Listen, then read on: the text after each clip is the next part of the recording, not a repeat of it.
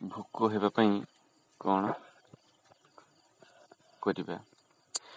ପେଟରେ ହଜମ କାର୍ଯ୍ୟ କ୍ଷୀରତ ହେବା ମାତ୍ରା ଯଦି କମିଯିବ ତେବେ ଆମକୁ ଭୋକ ଲାଗିବା ବହୁତ କମ୍ ହୁଏ। ଏହାର ମୁଖ୍ୟ ଜିନିଷ ହେଉଛି ଆପଣଙ୍କର ଗୋଲମରିଚ, ଯାହାକୁ ଆମେ କଳା ମରିଚ ବୋଲି କହୁ। ତ ଘରୋଇ ଉପଚାରରେ ଆଜି ଜାଣିବା ଭୋକ ବୃଦ୍ଧି ପାଇଁ କ'ଣ କରିବା। ଏକ ହେଉଛି 1 ଚାମଚ ଅଦା ରସ ଏବଂ 2ଟି କଳା ମରିଚ ଗୁଣ୍ଡ ଉଭୟକୁ ମହୁରେ ମିଶାଇ ସେବନ କରିବା ଦ୍ୱାରା ପ୍ରବଳ ଭୋକ ହୋଇଥାଏ।